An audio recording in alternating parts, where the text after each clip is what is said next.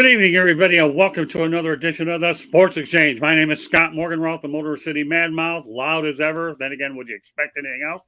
George and I just launched our first Motor City Mad Mouth show, and now we have our signature show, the Sports Exchange. Boy, we have a really, really busy agenda tonight. Hope you can stay with us the entire time. And just want to talk about my crew right to left. George Eichhorn, round two tonight. Yes, good to be back on, Scott. JB Ellis. How's it going, guys? And last but not least, Jacob Christner. What's going on, everybody? this is the second show, but I'm always happy to be here. Well, we're always happy to have you guys on the Core 4 as we have it. And of course, tomorrow, just so you know, we have Pundits Pundit as well. But our show tomorrow night, Pundits Pundit, just a programming note, will start at approximately 9:15 Eastern time. We obviously have other business to attend to prior to that.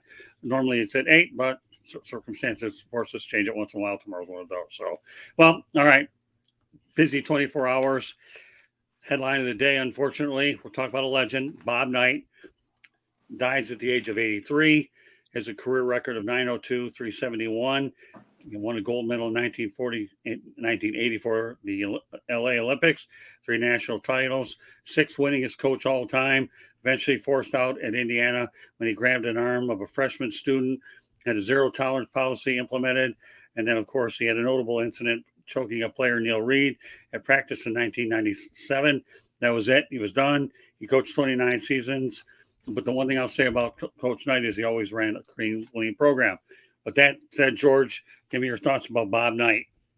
Certainly on the court, he was a legend. I mean, no question about it. He had a tremendous, like you said, record, NCAA appearances. But I did have a problem with the way he handled those situations with the young athletes. There's no question that tarnished his record. I mean, again, he piled up the wins and piled up the postseason appearances, and he was admired by a lot of people. I know that. I mean, he was really right at the top of the list when it came to college coaching as far as basketball goes. But I just can't get those incidents out of my mind. You know, it's like Woody Hayes. Woody Hayes tarnished his own image with craziness that he did when he slugged that Clemson player that time in the bowl game. And now Knight with these couple of instances. But, you know, give him his due. Great man, great career, just a couple blemishes. And those are the things that I'll remember most about him. JB? Listen, you know, Bobby Knight was a legend. He's a coach that'll never be emulated again because it'll never be allowed. You know, whether you love him or hate him, that era is gone. I love the man. Did he go too far in certain instances? Yes, unfortunately, but nobody's perfect. You know, I like what he did as a coach. He was a winner. You know, I thought he just brought the best out of his players. You know, I thought he molded them to become better men. Did it work for everybody? Does everyone work best with that type of environment? No. You know, it's like anything in management. So everyone learns differently. Everybody has different styles of what they respond to. And unfortunately, some people don't respond to that type of authoritative coaching. Some people need, you know, a player's coach that's like a buddy to them, you know. So, but he was a winner. He did nothing but win. He was a legend, and it's a shame. You know, I want to give his family and his friends and former players condolences, and just a shame that he was one of the best. Jacob? All I can think about first is he probably got saved being knocked out if he would have messed around with Larry Bird, if Larry Bird would have, because Bird wouldn't have put up with that. Bird would have knocked him out absolutely clean out. But that's just saying, that's just kind of here or there. This was a guy, he is the most polarizing individual we'll ever see in our lives. The screaming, the hollering, some of the ridiculous antics that he did, throwing the chairs. There's other things in the back of the locker rooms, the pistons that he blew regularly. Blew a piston regularly, and you're surprised he didn't have a stroke. You know, all of those every single time. But you know something, he could have gotten their attention in a better way. But he didn't know any other way because he was an Army drill sergeant. And we have to remember those type of deals. And this is from an older day. The men were just built different. They were. But you want to know that I think about, he did win those 3 national titles. I think he got 2 NITs from the earlier years, from like Army and everything. Got one of those CIT titles. He's gotten 11 Big Ten titles. I mean, all-time greats. But one biggest thing about it, 97% graduation rate. Right. The only one that beat him was Pat Summitt, because you didn't have WNBA then. Everybody graduated.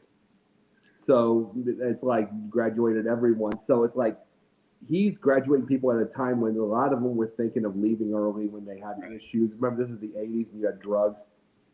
He brought about a bunch of doctors and lawyers.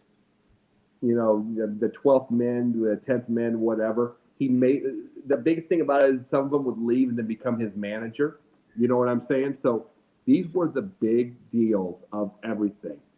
Good for him for what he did there. Polarizing, but just like Mike Ditka. Ditka will be gone soon. You know, that will be the last. And it's like it's the last of an era. We're going to miss him. Well, let me point out too, Paul Bear Bryant was tough. If anybody ever watched that movie, The Junction Boys, that was no picnic. And all Bear Bryant did was win championships. One thing I'll say about Bob Knight, never met him, heard a lot of different things about him. Not going to offer opinion one way or the other. His players did graduate. And, you know, Isaiah Thomas, even after his playing days were over, went back and graduated. So ran a clean program, won. And here's the thing that people have to understand. Indiana basketball hasn't been the same since he left. They have not won a national championship. So say what you want about the other coaches that have followed them, but the Indiana Hoosiers have not won a title since Bob Knight left. Exactly. Yeah, so put it out there, folks. I've always been a firm believer. If you have an opinion, you back it up, and that's what you do. So rest in peace, Coach Knight. You'll certainly never be forgotten, for sure. I should point out that Sports Exchange being broadcast around the world. The audio version of the Sports Exchange can be heard on iHeartRadio, Apple, Spotify, Google, wherever you get your podcast. Please hit the red subscribe button on YouTube, South Florida Tribune. We're striving for 1,000 subscribers. Please also like and share and comment about the broadcast. Want to be a guest? No problem. Send your topic ideas to South Florida Tribune at gmail.com. If you want to advertise cost efficiently, give me a buzz, 954-304-4941. Also, we broadcast live on Facebook, LinkedIn, Twitter, and YouTube. Website www.southfloridatribune.com, Twitter /X at Tribune South. Candy Ebeling is behind the scenes. And of course, I have a book coming out any day now. It's called Lessons from the Microphone, Tuning into the Enduring Wisdom of Visionary Leaders. So I'm really excited about the book. It's taken me about 6 months to go ahead, put it together. Now we're in the home stretch as well. So yeah, Bob. And it's also brought to you by Milk. It does a body good. There you go. All right. We'll make sure there's definitely a lot of potassium in that. I'm going to tell you, this book is loaded with information. The amount of research I put in it will make sure it's a good read, especially as we try to get it out by Thanksgiving and the holiday time. Good point there. All right. Well, another Belichick coach bites the dust. Well, kind of. Okay. The Las Vegas Raiders fired Josh McDaniels, who is now the first coach in NFL history to be fired before the end of his second season by multiple teams. That's the first you don't want to be a part of. He was fired in week 13 during the 2013 season, you know, while in his second season. So I'm talking week 13. And now for a second season Denver, he did draft Tim Tebow. And, of course, his head coaching record with the Raiders is 20-33 and 337. When is it going to be enough is enough, George, with all these Bill Belichick guys, because they're not working out? No, they're not. And, you know, I was there. I covered that game Monday night. And I'll tell you what, the Lions had their number. That score should have been a lot larger than it was. You know, Jimmy G didn't have not a good game. He didn't have a good line. It was just a bad effort. And I'll tell you what, Davis's kid that's running that team, he doesn't want to play around with any more of this. He desperately wants a winning combination there in Vegas. And yeah, I mean, you know, these coaching trees are interesting sometimes, and interesting for Belichick in a bad way. You know, a lot of these guys never really panned out, unfortunately. But You know, Detroit went through that when they hired Matt Patricia. So I don't know. I don't even know who's going to pick him up. I mean, yeah, he can always go to be an assistant coach somewhere, but whatever he wants to do, but in that regard. But boy, oh boy, yeah, that did not last long at all. That was a Ziggy that I don't think I actually expected it to happen this quickly. But like you said, Scott, he's got a habit of losing jobs, you know, before he completes his second year. But the Raiders, they look bad. They look bad on Monday night, and that was not a shock. Well, before I turn over to JB Ellis, I want to say the biggest mistake they made was when they let Rich Bisaccia go, who had that team spiraling in the right direction, just because they were looking for a name, and they got one, and now look where they're at. Okay, I'll turn over to JB. Listen, the Raiders are horrible. I mean, Detroit, like George said, could have scored like at least 21 more points, and that's being conservative. You know, they haven't beaten anybody good. You know, the week before they were playing in Chicago, they played Hoyer when they probably weren't going to win that game anyway. And they didn't play Aiden O'Connell, who's the rookie. Why wouldn't you have done that? You know, at this point, what are you playing for? See what you have in the rookie. Jimmy G's not playing anyway. It baffled me why they did that. And I mean, to go to the comment about Belichick, without Brady, what has he done? He was not good in Cleveland. And without Brady in New England, hasn't been that good either. So, you know, take out the Brady years. Belichick's been an average coach. Yeah, no, great points all the way around. All right, Jacob. Well, the thing about Belichick, one of the biggest things also is he helped create a system that helped get Brady through. And mind you, he did that and he won one in Tampa also. But that was a team. That was a team thing to be able to get them. So Belichick deserves his flowers on that also. But at the same time, he's not a good mentor. He's just not. He's not a good mentor for people. I mean, how many coaches have gone through and been horrible? Josh McDaniel started 6-0. He started 6-0 in Denver, and they had all of that issue with Kyle Orton, and then they were 6-0, and then they went 8-8. Then in 2010, it's 1-4 start, and Tebow saves him. You know what I'm saying?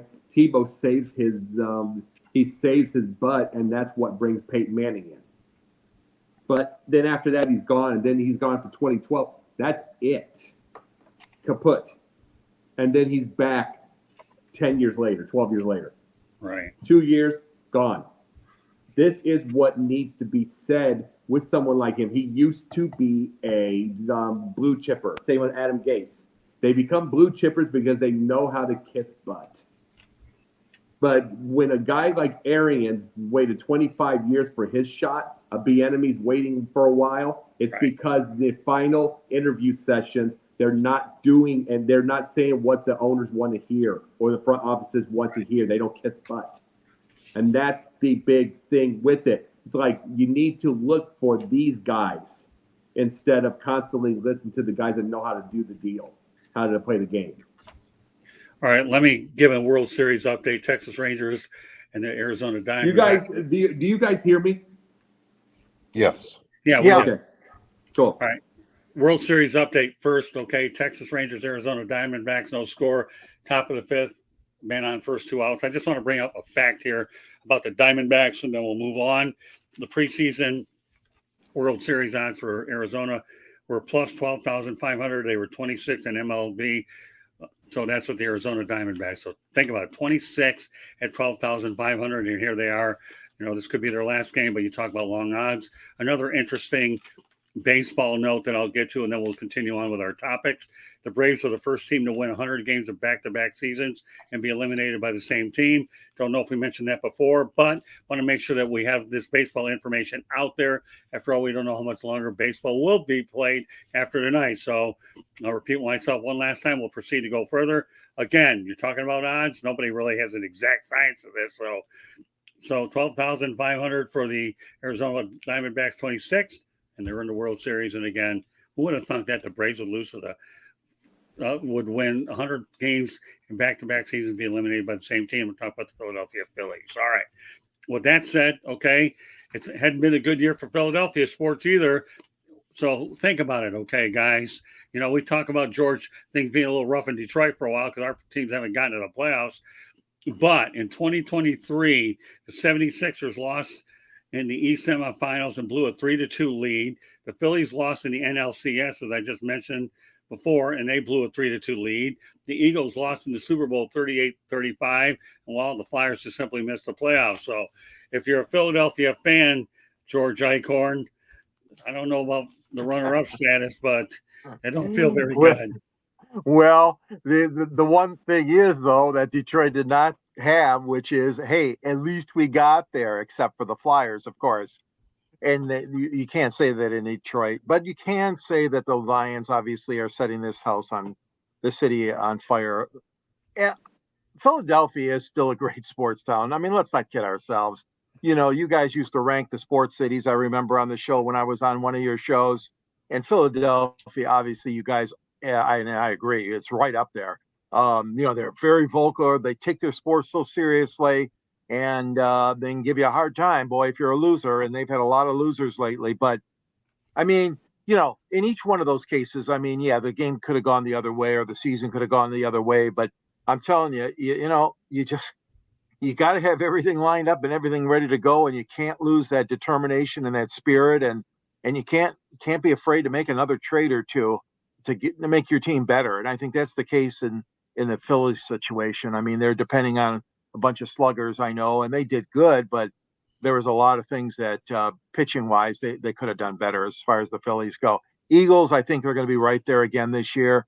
Yeah, they lost last year, but I think they're going to be right there again. Sixers, who knows? I mean, they talk about a franchise that hasn't won anything in a zillion years, it seems like, the Sixers. And the Flyers, again, they've been struggling too lately, but it's still a great town, sports. It's still great. JB? I don't know. The way I look at it is it's not a bad thing. It's actually a great thing that your team's got as far as they got up here, Philadelphia. Could be like, you know, my hometown, New York, where it's a dumpster fire. You know, the Mets were perennial favorites before the season started and had one of the best managers of the game. The Yankees were a huge disappointment. The Giants and the Jets, do I have to say any more? Everybody knows they're horrible. The Knicks, they had a decent year 2 years ago. They were horrible last year, and who knows what they are this year. The Nets had a great core, and they all won it out. No Hart Durant, which I hope we talk about last night's game later, and if not, I hope I have a rant because I got one for you. Kyrie Irving and James Harden, I mean, who's still getting traded. I think he was traded again today and then tomorrow because nobody wants him. Everybody wants to trade for him, and then nobody wants to keep him. So, I mean, let's talk about New York sports. And then St. John's, who finally got Rick Pitino to be a coach. But before that, they had Chris Mullin, who was probably one of the best players that they ever had, come to coach them, and they still can't do anything to get to the NCAA tournament. And with Pitino as the coach, they lost to Pace in the preseason. No coach has ever lost to Pace coaching St. John's. So don't tell me Philadelphia has a bad sports year or a bad couple of years. New York's in the dumpster right now. Well, if that's a rant, you did a good job. Yeah. If we have time for another one, I'll be more than happy to let you rant again, JB. This is you take as much ownership of this show as we do. All right, JB, before I lose it. I mean, JB. All right, you did lose it. All right, JC, before I lose it. There you go. And you know what? I'm drinking iced tea tonight, so don't worry about it. Go ahead, Jacob. Let me say this, George. When you said the name "losers," I kept thinking you were talking about Philadelphia fans, which there's a lot of them. I mean, the drive. Okay, we've had such a bad year. Yeah, you're always near something. When you're always near, eventually you're getting over it. But see, when they have this thought process of constantly saying, "Oh, but we have high expectations, derp. We have high expectations, derp." When you constantly do this, you know what you do? You run Charlie Manuel out after 2 World Series appearances and 1 title. You run him out. You're probably going to run Rob Thorson out. The way you act. This is why I get mad at Philadelphia fans. Yes, you can have your passion. You can have everything. But this big thing whatsoever. Oh, we just were winners. You had a winner and then you run them out because you are delusional. You don't use nuance. This is the thing. If Rocky Balboa existed, you'd run him out after his first loss to Clubber Lang. You wouldn't have given this thing. This is what Philadelphia fans do. I'm not even talking about the Santa Claus thing. Personally, that Santa Claus sucked. I mean, they deserve to throw the snowballs on that. I'm not even worried about that. I'm just talking about they booed Mike Schmidt over and over and over and over and over again. They booed him and he stuck it around. And then all of a sudden he's their hero for 17 years. BS. It's like they're not having an issue. Think of Chicago. Try thinking of that for just 1 second. Cubs, they're all right getting there. Bears are miserable. Bulls, they're mediocre. They're mediocre, and then the Bulls fans want to run out Billy Donovan. They had to deal with Jim Boylan. So don't get me started on those fans with that. Blackhawks, they've got Bedard, but how long will that take? Chicago's got a miserable time. Try dealing with that. And then the same with Pittsburgh. Some of them are trying to run Mike Tomlin out of town. And it's like, just because he's had some trouble with playoffs, it can always get worse, people. You don't use nuance with anything. Nuance is basically using 2 + 2. Period. And it's time to start understanding that. Act like adults. All right. The only thing I'll say about Philadelphia sports is, number one, I am pulling for Bryce Harper to win a World Series ring before his career is up. I really, really am. He's a guy that can relate to any era of baseball. Number two, I have a feeling at some point or another, don't know when, okay, that John Tortorella will ultimately figure it out. Don't understand why they got rid of Dave Haxtell, because look what he's done with the Seattle Kraken. He's got them turned around in a short period of time. So we'll see. Philadelphia fans, they show up in numbers. But, yeah, if they're going to boo Mike Schmidt and give Santa Claus a hard time. And I will say one thing about that. I don't know if you guys heard the story before or not, but many years ago in Clearwater, Florida, at Jack Russell Stadium, I was thinking about doing something on Steve Carlton, but, I knew he wasn't going to cooperate. I went over and got Von Hayes because some Philadelphia fans started giving him a hard time. And one of the fans said, 6 for 1, you better show what you're all about or whatever. They were really getting on this guy. And right then and there, the young journalist inside of me said, you know what? Who needs Steve Carlton? I got Von Hayes. And he was great, man. One of my favorite interviews. 6 for 1 was better than the one I went after. My goodness. All right. Every time I see a Philadelphia fan, I'm thinking unemployed. I mean, it's just, but the thing I get at it, I don't mind them wanting to win. That's awesome. I want the passion. I want that passion with the Bears fans because a lot of them are just looking to be cool. Hey, Jacob, don't ruin a good story. Yeah. But I'm glad for you for Von Hayes on that. I am. Yeah. But that's my thing with Philly fans. Yeah. Don't ruin a good story. I know I still have a little teaching with you to do, but don't ruin a good story if you ever have any hope for being a journalist. Hope. Don't be a dope. I wonder where you heard that before. All right. Well, I know. I'm just giving you a hard time because if I didn't care, I wouldn't coach. I know. I'm a whole lot easier than Coach Knight. No hope with dope. Yeah, there you go. We come up with one-liners here, caffeine or no caffeine. It doesn't make a lick of difference anyway. All right. We'll take this show milk. We'll take this show to a different level here called Iowa. And I think one of the amazing stories that hit my desk recently was Caitlin Clark season debut in Iowa, where she had a triple-double in front of 55,646. That is pretty cool stuff, right, George?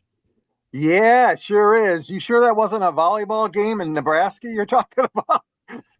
Remember that? Remember that discussion?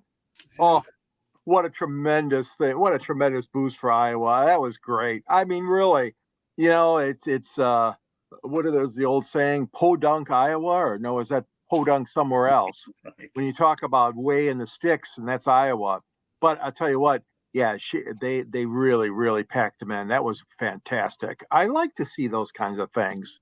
I mean, we had 100,000 plus for a hockey game, as you guys know, in Ann Arbor when the Toronto Maple Leaf visited the Detroit Red Wings back in the day on New Year's Day. And George got sick and he had to eat his press pass. You know how much that hurt me? Big time right here. I missed that game. Sorry for you. But remember, we're not talking heartburn. Detroit. We're talking Caitlin Clark. Okay. Caitlin, okay, stay on topic, Icorn. Iowa, good job, Caitlin. Good job, and good job for all the fans that came out. That's wonderful. Why do I feel I'm going to get a new nickname on this show called the Policeman? That seems to be a tag that seems to be hitting me We every won't call show. you we won't call you the we'll general. call you Rent-A-Cop. Hey, Yeah. hey, you know what, George? Next time I'm going to tattoo the state of Michigan right on top of your forehead, okay? Because you don't seem to get it out of your system when we have a show called Fire Up Michigan for it. Not every show you appear on. All right, JB, give me a little insight about Caitlin Clark because Icorn couldn't do it. So why is the Big Ten the only conference that cares about women's sports enough to create these events? You know, why doesn't the dissolving pack, whatever number they are, you know, the Big 12, the SEC, you know, why don't just one of them try something? You know, you got Iowa that did it with Caitlin. You got Nebraska, which did it with the volleyball. You know, I think it's great to get women's sports out there. Great for Caitlin to have a triple double, get in front of everybody. I'm sure she was fired up seeing that many people, you know, there rooting for the team. And I think, you know, the other conferences and leagues should find ways to increase the viewership and the fans in the stadium, because everyone loves an event like this. There's not a bad thing to be said about it. Well, think about the Big Ten, though, JB. I mean, everybody copies them anyways. They have their own network. Everybody followed them. When they started instant replay, everybody followed them. So let's face the reality. The Big Ten leads everything, and everybody ultimately comes around. So I'm with you. I think your point is 100% accurate. But, you know, this is a followers type of industry, right? Or everybody copies each other. You know, I could sit here and give a Detroit moment, and I will in one particular instance, even though I won't let Icorn do it because he's already shot his limit anyways. But many years ago, when the two tight end system was incorporated, they had David Hill and Charlie Sanders. All of a sudden, the Cowboys used it. Everybody else started following suit when you had two tight ends, and all of a sudden becomes popular. The shotgun, the same thing. If there's a good idea, everybody's going to copy it. But no, JB, you're 100% right. I mean, they got it right in Iowa. You have Caitlin Clark out there. It's 55,646. How many people live in this state of Iowa, let alone show up at the game? My goodness. All right, I'll turn it over to Jacob. Yeah, I mean, about Caitlin Clark, when there was those people that were worried that Angel Reese was taking her power, or taking her deal by doing this, you know, like with the ring finger and everything, that was taking her. What's the word for it? I'm just trying to say. Anyway, taking all of her press. We'll just say it that way. And I was like, nah, don't worry about anything. I let Angel Reese have her time. Caitlin's about to get hers. Caitlin is now on with an NIL. She is with State Farm. She's with State Farm now. She's going to get it nationally, and I knew that would exactly happen. And I'll say this, JB. Being someone from the Midwest, I get it.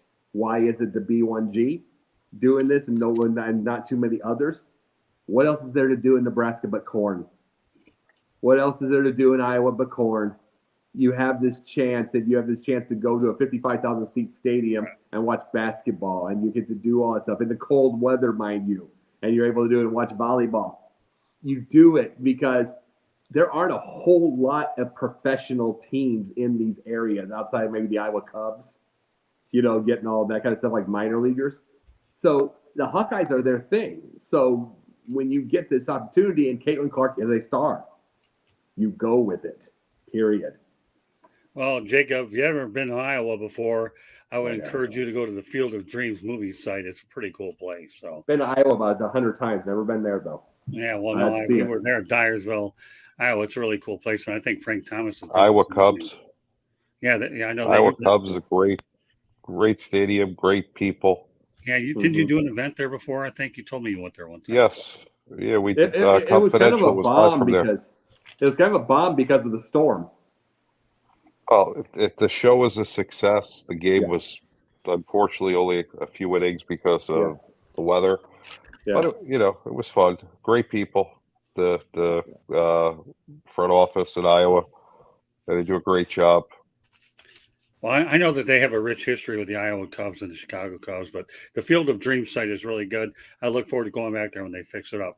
Another really important topic related to our industry that I want to really get to is this: ESPN's profits plunge 20% as uncertainty rises. According to Outkick the Coverage, Disney revealed the size of ESPN's business for the first time in a regulatory filing.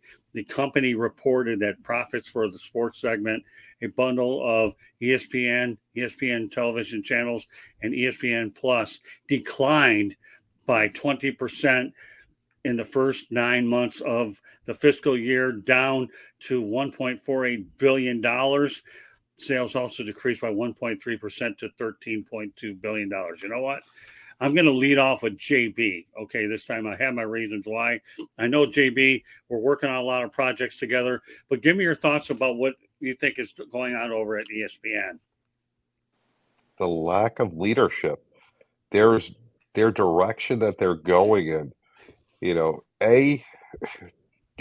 could say ESPN and the regional sports networks fought and drove up the price of carrying sports, which cost them more money because they show more sports than almost anybody else.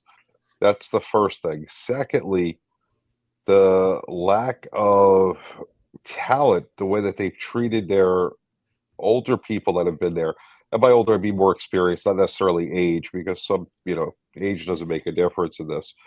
But, they let people go that have been there a long time.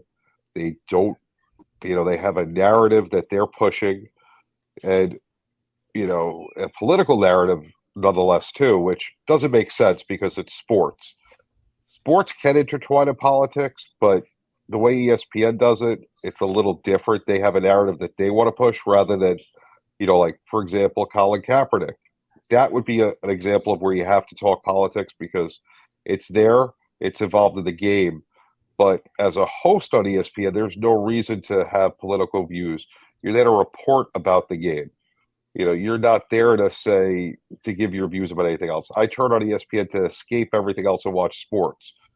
And their narrative is one-sided, and a lot of people don't like that, unfortunately, whether it be wrong or right. When I turn on ESPN, I want to watch sports. I don't care what, whose political opinion or anything like that. Secondly, you have jokers like Stephen A. Smith that say the stupidest stuff in the world. Right. And I used to love Stephen A. He started in Philadelphia or New York. He worked his way up. How he's become an obnoxious thing, and it's a shame because he's such a talented individual. But that's part of it. It's an encompassing problem, and it all stems from lack of upper management with vision, because there's no vision of what they want. They want to lead a certain way. They want everything going this way, but then don't say something too much. And then if you're there too long, and we'll just get rid of you because you cost too much, but you're good at what you do. Just horrible management. Stick to sports. Right. That's what people watch you for. Okay, George. Yeah, I mean, you've summed it up very, very well there, JB. Yeah, all the movement, all the shuffling of the deck and popular names that people had come accustomed to watching and hearing commentary from, too many changes at once. No question about that as far as all the layoffs that they've incurred. And I understand, when you're losing money, you're going to start laying people off. But that I think that really hurt as far as their prestige goes when they started dumping salaries. And there's so much competition, guys. There's so many things out there, and the live streaming, and there's so many movies and TV channels out, and there's so much entertainment dollar out there that's up for grabs that a lot of people are just not sitting and watching sports like maybe they used to on the weekends. And I mean, I heard the numbers from Fox too. They've been terrible for this World Series. Arizona, especially being in there, but and again, it's not their fault. They deserve to be there, but the ratings have been just really low on Fox. But you're right. Upper management and leadership is so important, and they seem to be lacking that. And, they were such a leader, ESPN, for so many years when I was younger. and year after year, but now they just lost that vision, like you said, JB. And I really think it's coming to fruition. And like I said, plus dumping all these uh, guys and ladies that really were, the ones that helped build it was bad. It really was. And that's what I think really hurts them right now. Jacob. I can tell you exactly what hurts. It's the fact that, let's just say, they did not do anything politically or anything narrative driven in the 90s. But if they would have done it, they still would have had the audience because they were the only one in town. But now, with people tired of all of this, you get Outkick. It starts. You get Barstool for the meatheads. You get a bunch of us starting networks like Sideline, South Florida Tribune. We start all of this. And then another big thing is when ESPN got rid of the actual magazine thing, like Outside the Lines, you get the pundit. Right. And it's like you get these. And it's like people just want to have an idea of, if they're going to have something that is important, they want to have debate, not one-sided. Right. And then, but what ESPN became is just like professional wrestling. You get someone like Kendrick Perkins. You always did that. You get that. Yeah, and then you get Stephen A. About 5'3". Tries to look like he's this modern day George Jefferson. He's not necessarily great looking. He had to work his tail off, and he had to fake a swag before he actually had swag. He's the modern day version. And that's just what he is. And then Stephen A. got to that thing. But people get tired of him because he's a hard worker. You brought it up yourself, JB. Very hard worker, worked his way up, very, very, very talented. But he's living off the gimmick instead of trying to get he does so many shows and he works so hard, but he lives off the gimmick. The only time he's his real self is on his podcast. Yeah, the only thing I'll say about Stephen A. Smith, and I like that characterization, the modern day version of George Jefferson. I do like to listen a lot to what you guys have to say. I learned a lot just by listening to my panel. That's really good stuff. Well, But let me finish, okay? No, that's a good characterization. The only thing I'll say about this, because I want to be conscious of time as well, is Bob Lee's and Chris Berman's do not grow on trees. And they were the ones that started this network many years ago. And I had the good fortune of spending time with Bob Lee. And to me, when you mention Outside the Lines, I used to watch the sports reporters and Outside the Lines every time on Sunday. If there's a show I can learn, the only two people left there that resembled journalists are Mike Wilbon and Tony Kornheiser, for pardon the interruption. And they're the only ones that on that network acknowledged Chuck Hughes' death when none of them knew what was going on. And George and I had a show with Jerome Jurenovich, and he told us why. Because they pay all these kids here that aren't research people, and that's why they blew it there. But I just want to make sure that, Chris Berman's and Bob Lee's don't grow on trees. If you want to continue your thought, Jacob, go ahead. Well, yeah, you brought up the kids. I'll just say this before I go to the final part. The thing about the kids is I'll get on Twitter and there'll be a little political thing, and say it's hypothetically Hillary Clinton or something, say something that is obviously wrong, which she would not say because she's a policy wonk. Which is that when the policy people that are there, they would know the facts. I always say on the thing, I'll put a little post up there and I'll say, watch your 20-year-old interns. Start firing your 20-year-old interns because that's not what you would say. Then it's like an ESPN's got those same exact types. Right. And that's but the thing when I say that about George Jefferson, it's a respect thing, but also it is a little bitty man. Not going to say black man, not going to because it is, but we're going to make men here. Men, we're not going to do the melanin deal here. Right. It's a little bitty man who builds on talent, but he's not exceptionally good looking, but he had to fake a certain swag to get himself somewhere until he made it. And that's why I call him the modern day George Jefferson, is because he faked it a ton and built it. Well, like I said, I think it's a very interesting comparison, and I'm going to leave it at that and give you the final word so you can quit while you're ahead on this one. Okay. Let me give you a chance to quit while you're ahead. Okay. With that said, let's go to Sports Business Journal. They talk about Cleveland Browns' Myles Garrett has purchased a minority stake in the Cleveland Cavaliers. The 27-year-old will serve as a brand ambassador. Garrett is the highest profile person to join the Cavs as a minority owner since the singer Usher purchased a small stake in the team in 2005. Let me tell you something. When the Browns drafted Garrett, he said, if you don't draft me, you're going to regret it. They drafted him, and they haven't regretted it. So, George Eichhorn, we have a two versions here. You got Garrett, the player for the Browns, and Garrett, the businessman. What do you like from this guy overall? I like the fact that he's ingenious. This is very good move on his part for looking outside the box and trying to, uh, plan his career after football. I mean, he's still got a lot of football left, but I think that's very, very good for him. Dan Gilbert is owner of that team, and Dan's from Michigan. And I think it's a brilliant move to get somebody like that involved. I do. I like him as a ball player, but I think this one is a real nice move, Scott, because it shows that the player is concerned about what's he going to do after his football days are done. And now he's into a certain management ownership type of thing, which is always good for some of them, not all of them. I mean, Michael Jordan, we've had, Magic Johnson, we've had so many owners of teams, but that's good that the athletes are looking outside the box and trying to do these type of things. So, yeah, I mean, he's a good player, and obviously, I look forward to seeing what he can do with the Cavaliers because Lord knows they could use some help. They've been down, for many, many years. After their buddy left, LeBron, so they need some new, so to speak, new blood and new infusion of youth on that ownership team. JB. Genius move by a genius man. Met Myles Garrett in person at the Super Bowl 2 years ago. He was attending one of the events. Met him online. Nicest guy in the world. Great football player. Good to see he's thinking about his future.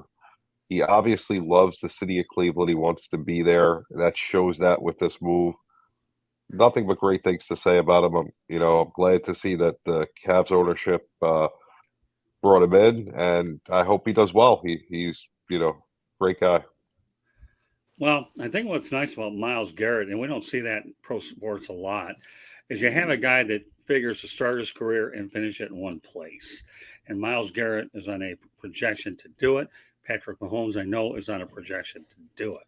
Ernie Harwell once told me many years ago during spring, and all the millions of times we spoke anyways, that even people like Ty Cobb and a lot of great players don't finish their careers in one spot. Ty Cobb was one that Ernie prominently brought up. We know Tom Brady, and the list goes on and on. But Myles Garrett's different. And I remember that when you look at the Browns, okay, in general, who's the offensive lineman from Wisconsin? Oh gosh, I'm drawing a blank. But it'll come back to me. But these guys, Cleveland's a good town there. If you retire in a place like that, they're going to revere you.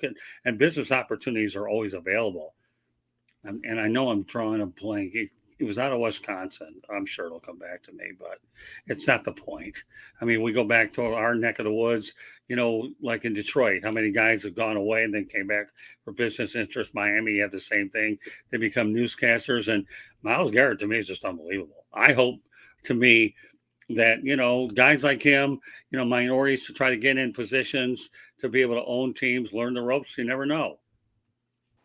So I'll turn it over to Jacob. How many times do we talk about on Pundit's Pundit business in sports? I love every ounce of this because he got a minority stake in Cleveland, sure, and the Cavaliers, sure.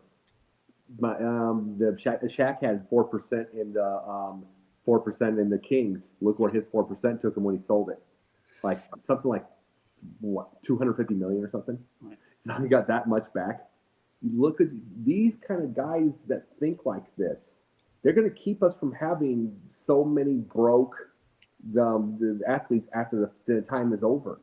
Just this kind of education that you can have alone. And then you have the Patrick Mahomes. How many does he own? How much things does he own? He even has the women's soccer club that his wife actually runs. He's got that too, and he wants to get into an NFL. We talked about that on there. He wants to get into an NFL team. It's like this is the world that we are in, and I want to see these men and women both. You start doing this, and the athletes, and change the world, so we don't have any other 30 for 30 broke. And by the way, not to interrupt you, but Joe Thomas is the one I'm referring to. So Okay. yeah, Joe Thomas, we all know that he didn't go to the NFL draft. He was drafted on his fishing boat with his dad. That shows you kind of a player he is. There was no way that this show was going to be done until I came up with Joe Thomas. So thankfully it was sooner instead of later. I have a hard enough time sleeping as it is. The last thing I want to do. You come up with the Joe Thomas. I come up with Frank Reynolds. Let me tell you what. I'm glad you brought Frank Reynolds up because I tell you what. Thanks a lot. No, this is really a sincere thank you. I do mention Frank Reynolds a lot in my book, Lessons from the Microphone. And I'll tell you what, again, I know that it's a good educational tool, but Frank Reynolds under adverse circumstances said, we don't want it versed, we want it right. And I know the one thing I've been able to really, that Jacob has really been able to grasp very well is, I don't know how much you knew about Frank Reynolds before you knew me, but I know you know a whole lot more about him now. Because he's a premise of what that book is really about. He really is. But, it's just about athletes, and again, it's safe to say, JV, I know you've done a really marvelous job on LinkedIn. I know you're on there all the time like I am. George is on to a certain extent. Jacob, I don't know what your involvement is with LinkedIn. But I don't know. What's that? I got one. I got LinkedIn. Yeah. Well, I mean, if you're active on it, great. If you're not, at least you have one. But the point is, you'd be surprised how many athletes you can come across and what they've done after their playing careers, which I think is, to me, just as important as they have on there. I think the one guy that's always been my favorite is Barry Foote, the former Major League Baseball catcher that I've had on from time to time. But yeah, I mean, Myles Garrett's a great story. And JB, I'm glad that you had an opportunity to meet this guy. I mean, what an absolute great guy. I mean, literally stood there out in public, not at one of the events, not on Radio Row, middle of a line, just, where he had to be himself. He didn't know who I was. He didn't know I was in media. We just had a conversation, just genuinely nice man, So I really have nothing but great things to say about him.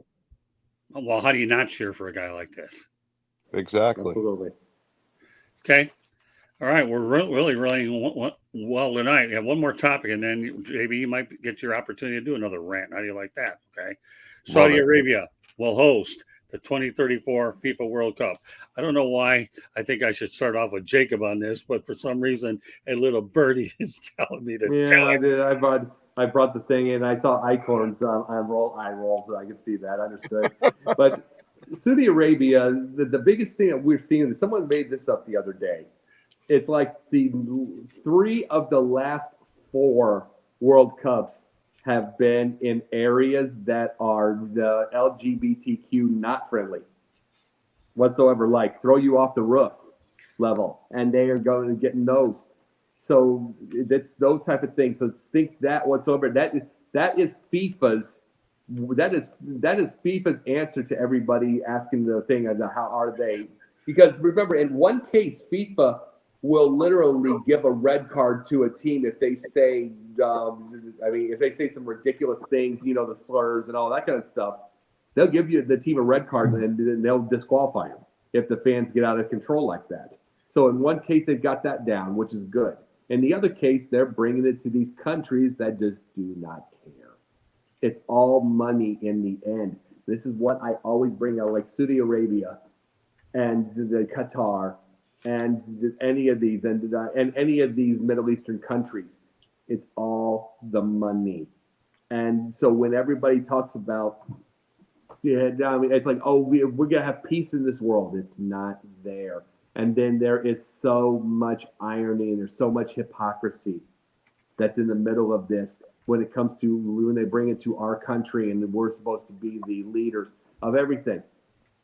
There's 192 countries in this world. We need to pay attention to everybody. So it's like, quit blasting us.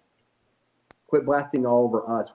Everybody in the world is going to do the best they can with trying, being better to ourselves. But if Saudi Arabia is going to get the World Cup, it's showing FIFA just does not care. no matter what they do with the red cards. It's just, who cares? I mean, who cares what they're saying with that? It just means you can't do it. They just means you can't do it on the surface, but they don't mind what you're thinking behind the scenes. Turn it over to JB. Listen, this is an interesting thing with FIFA. You know, they're picking countries that are well funded financially. I'm sure there's something to do with that. FIFA has traditionally been an organization that has been run based on money. There's been people that have done things corrupt. Doesn't mean that they are right now, but gotta wonder about that. You know, and Jacob made a great point with the, you know, LGBTQ with the, you know, it's important. They give cards for it. They, you know, have teams that can't have fans because of certain things. And then you have a country that doesn't necessarily have the same beliefs, and you'll allow them to have the biggest event in soccer. So I don't know. It seems like they're talking out of both sides of their mouth, and it's a little confusing to where they really stand. Okay, George. Well, listen, as you guys know, I mean, there's a whole process that leads up to this. Okay, it's called the bidding and the selection committee. And you know what? Like you said, JB, there's been slime and stuff that they've uncovered for many, many years about the governing stuff in soccer. And nothing surprises me, but I don't like this move. I mean, you know, I just don't think that, first of all, we got a very unsettled Middle East. And I know it's years and years away. I'm sorry. I know. I get it. It's years and years away. And I know they got a lot of money in that kingdom of Saudi Arabia. But I don't like it because, you know, it was just in Qatar, and I just think they should have gone somewhere else. But again, from what I heard, you know, the other countries that were interested was Australia, one of them, I thought, but they ended up pulling out. So what's happening, guys, with these big events is it's costing so much money. You know, the Olympics is another one, and they're not getting as many countries that they used to bid on these big events because these astronomical costs and television rights they got to pay, etc. But for that purpose, that's just one part of it. But like I says, I don't think that Saudi Arabia, with everything going on in the world today, was the best pick. But you know, money talks, and obviously, like you guys said, I mean, there's a lot of big spending going on in that part of the Middle East, and you know, they want it, I guess you could say, fair and square. We think. We don't know all the details, but I wish it was somewhere else. That's just my heart. The only thing I'll add to it, then I want to be able to let everybody know where they can get a hold of you, and we'll have one more intro before I call it. Money, obviously, 11 years out. We'll see how it all plays out. I mean, that's the only thing. And let's not forget that Saudi Arabia is behind the Live tournament as well. So, you know, they have their money tiled up in that, and it's as far as I want to go. All right, JB, you said you had an extra rant. You want to get another one off your chest? Go ahead. I don't know if anybody saw the end of the Phoenix San Antonio game last night. Kevin Durant, the Suns are up 3. Kevin Durant does nothing when they shoot. When the Spurs took a shot, he just stood there like a statue, didn't box out, didn't go for the rebound. Spurs got the rebound, get an easy dunk, down 1. Inbound pass goes to Durant. He gets trapped in the corner. Instead of passing the ball, calling timeout, doing what any normal person would do, playing basketball for as many years as he has, ball gets stolen from him quite quickly. He looks like the biggest, I'm not going to use words, but Kevin Durant, glad you left Brooklyn. Can't win without Steph. You're not a winner. You have all that talent, but yet wasted career. Thanks. I want you to send Steph Curry a thank you letter. Send Steve Kerr a thank you letter. Send everybody that played with you in Golden State a thank you letter, because they're the reason you got a championship. Because you're not a leader. You're a great guy. You're a nice individual. A little thin-skinned, but glad you left Brooklyn. You're not from Brooklyn. You're not one of us. Be gone. Okay. All right. One more time here in case you're just joining us. Let everybody know the Sports Exchange is being broadcast around the world. The audio version of the Sports Exchange can be heard on iHeartRadio, Apple, Spotify, Google, wherever you get your podcasts. Please hit the red subscribe button on YouTube, South Florida Tribune. We're striving for 1,000 subscribers. Please also comment, like, and share the broadcast. Want to be a guest? No problem. Participate in the chat room or send your topic ideas to southfloridatribune@gmail.com. If you want to advertise cost efficiently, call me at 954-304-4941. We broadcast live on Facebook, LinkedIn, Twitter, and YouTube. Our website is www.southfloridatribune.com. Twitter X at Tribune South. Candy Ebling is behind the scenes. My book, media book, Lessons from the Microphone, will be coming out any day now. Hopefully, once we get past the review stages, and Lessons from the Microphone, tuning into the enduring wisdom of visionary leaders. All right, you guys have a quick opportunity to let everybody know before we call it a night. George, very quickly. Yeah, the book is still out. My book, Detroit Sports Broadcasters on the Air. You can find a link to purchase the book at the end of my column. I write for the Motor City Tribune, which is under the South Florida Tribune banner. And also, you can reach me at gicorn@yahoo.com or on LinkedIn under my name, or else on Twitter at SanGSports99. Thank you. All right, Jacob Christner, Cliff Notes version. Jake the Pundit on the Twitter, Jake the Pundit 1 on TikTok, Jake the Pundit on all the social medias. I also write on Substack, Ricochet, bunch of different things. I've also got all the shows on the South Florida Tribune and on Site My Sports. Yeah, that's one of your better acts. Okay, go ahead, JB. Finish it off. Sideline Sports every Tuesday night, 8:30. Airs on WDJY 99.1 in Atlanta. 7-8 Wednesdays. The NFL pregame show also on WDJY 99.1. Sunday, 12 to 1. Make sure you're watching. NFL Alumni Media.